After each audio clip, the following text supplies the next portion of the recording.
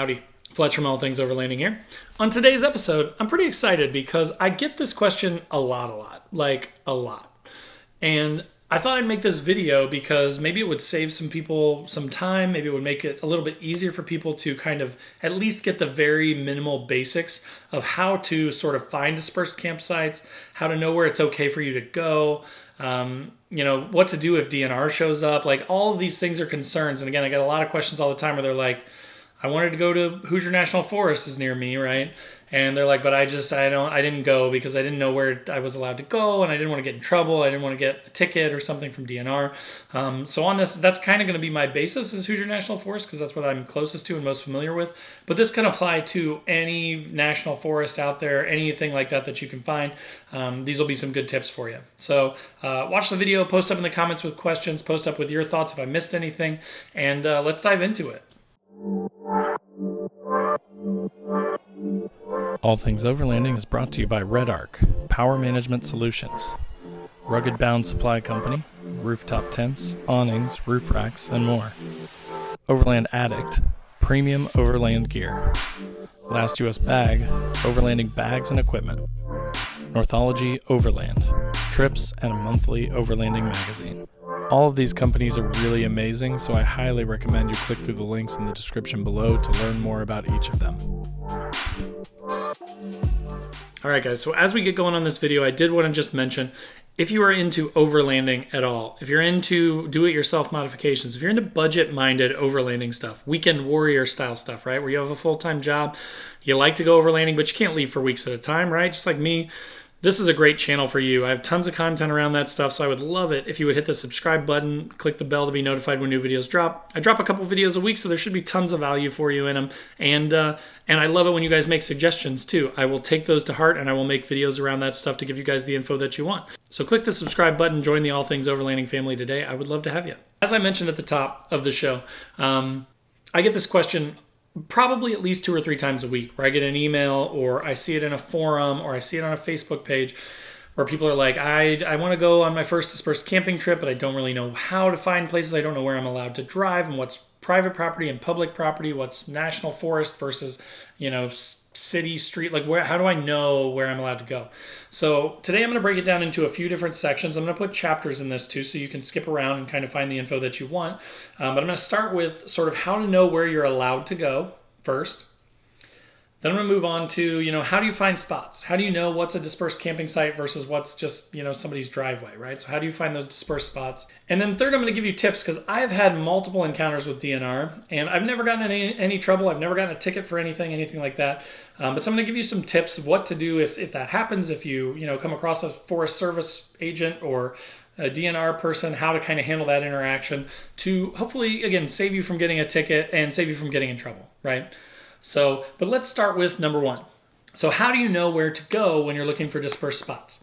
Now, again, my sort of background is I've been doing this for about 4 or 5 years now. I am by no means like an expert Gaia Maps person, Gaia GPS person. If you want to learn more about Gaia GPS, I definitely recommend that you check out Ozark Overland Adventures. I'll put a link to his channel in the description below, but he has a number of really good videos on that, and he teaches classes on that all the time. All right, so when you are going to go to a place, a national forest, you got to do some research first, right? You need to, generally I Google it, and then there will be like a website for it.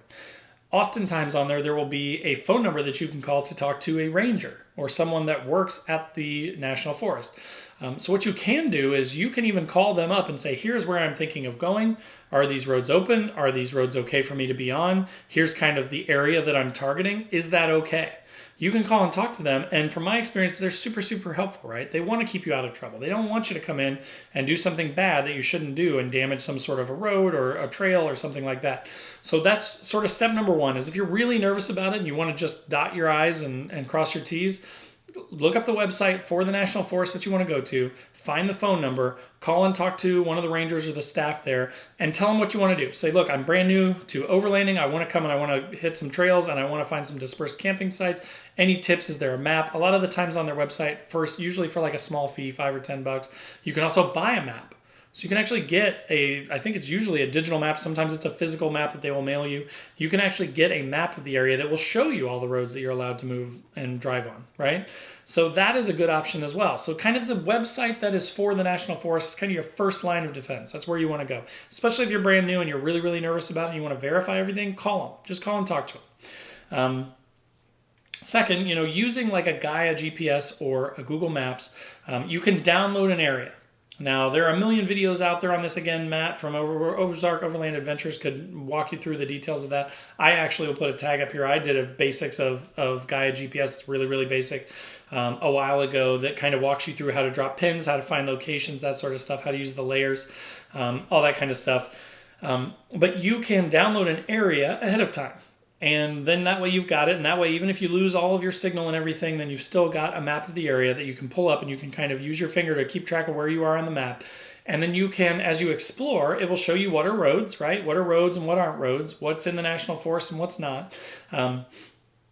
You can, as you're driving along, you can drop pins as you find sites. So when we get here in part 2 to how to find dispersed camping sites, I'll tell you a little bit more about that. So, but, do your research by calling the place or getting a map, start to plan out your route, come up with an idea. Now, you don't have to be 100% specific. You don't have to literally take every road and document your whole trail in and out, although that can be helpful, right? You could also just have like an area that you want to go, download your maps, and then navigate to that, right?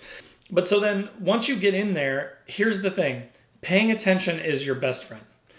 Oftentimes it can be exciting or it can be distracting, or if you're with a bunch of other people and you're just kind of following along, you've got to be a little bit careful because there are generally, and a lot of times they're small or they're hard to read or they're kind of placed in a strange spot, there are generally signs that are going to tell you this is just for horses or this is just for ATVs or this is just for, whatever, or no four-wheel drive vehicle traffic on this road. There will generally be signs that will tell you that sort of stuff. Tell you if the road's closed. Tell you if it's private property. If it says no trespassing, obviously don't go past that sign, right? So pay attention for signage too. There is generally a lot of signage out there that will help you make sure that you stay in the right place. So that's kind of another step that you should take when you are, trying to figure out where you're okay to go and where you're not. Pay attention for signs. I'll give you an example.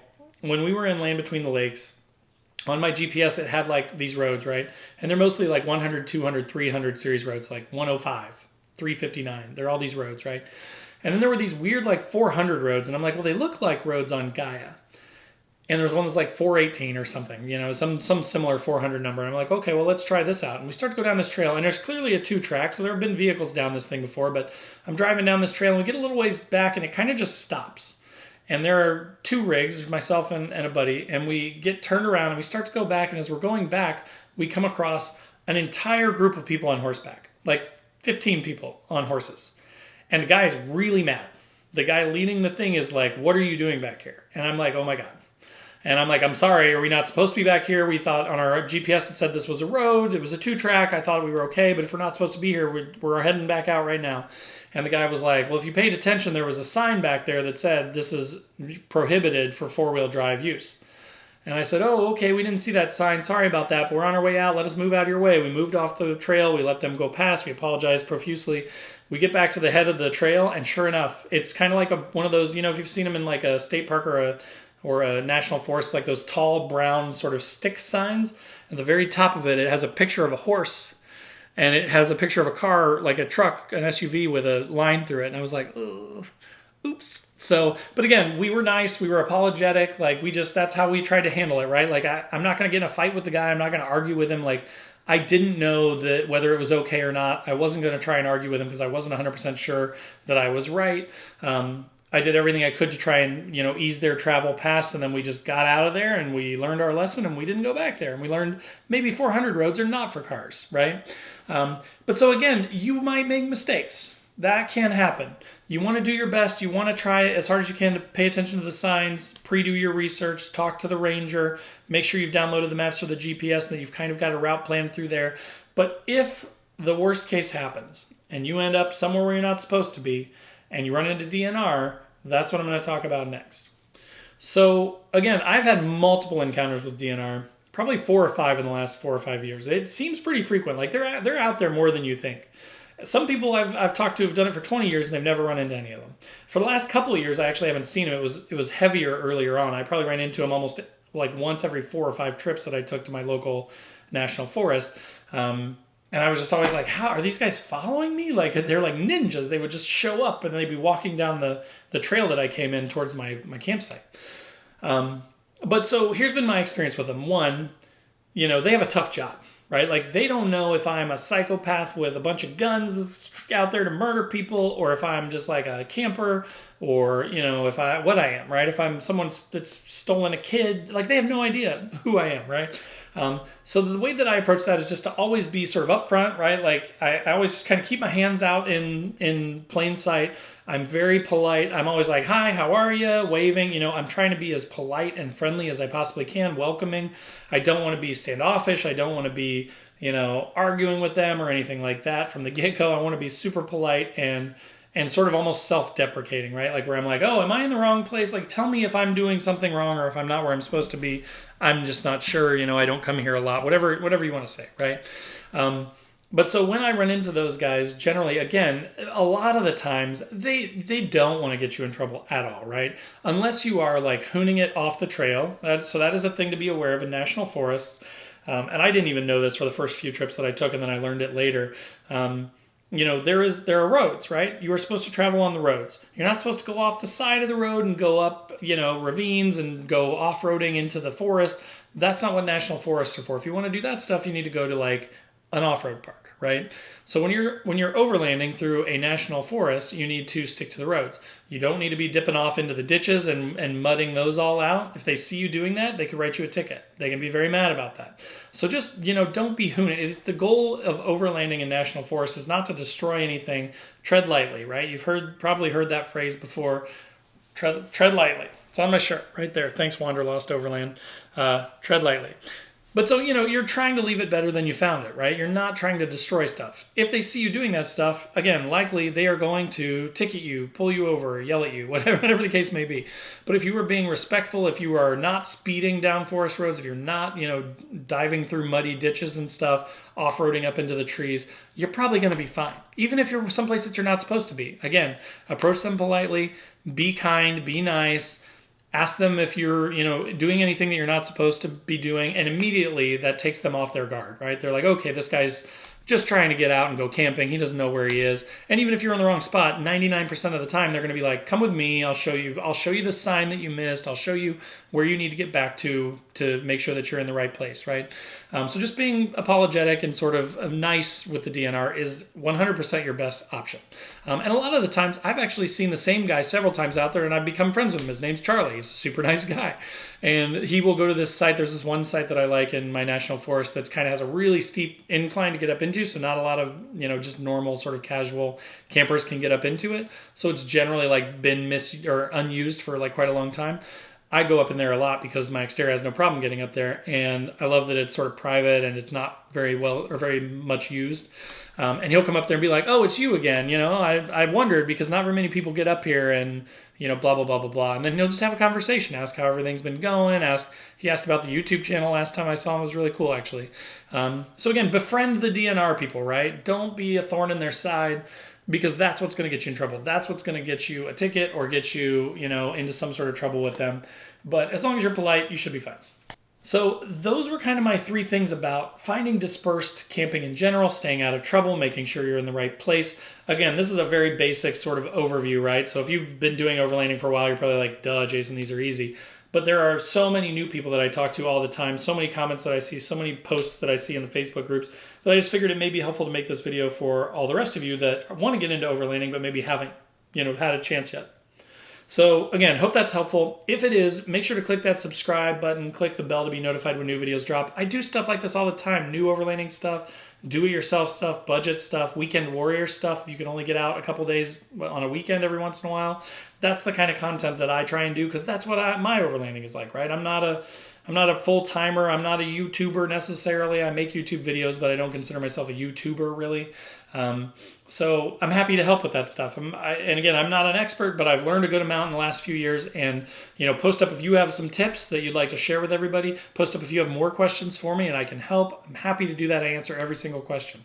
So again, thanks for watching. Check out the links in the description below for, links to Facebook, Instagram, Ozark Overland Adventures, like I mentioned, Wanderlost Overland. I'll put them down there too. Their channel's awesome. They just passed 40,000 subscribers. They're huge. They're amazing.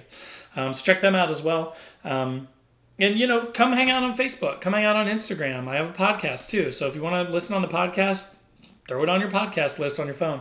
And I have a Patreon page. So if you want to be in this small, tight-knit group of overlanders that are kind of just talking about this stuff and having sort of a private forum where we don't get, picked on, bullied, whatever, yelled at by idiot trolls that just want to talk about why you need a $60,000 built-out Tacoma, then come hang out on the Patreon page. I'd love to have you. So again, thanks for watching, and we will see you guys next week.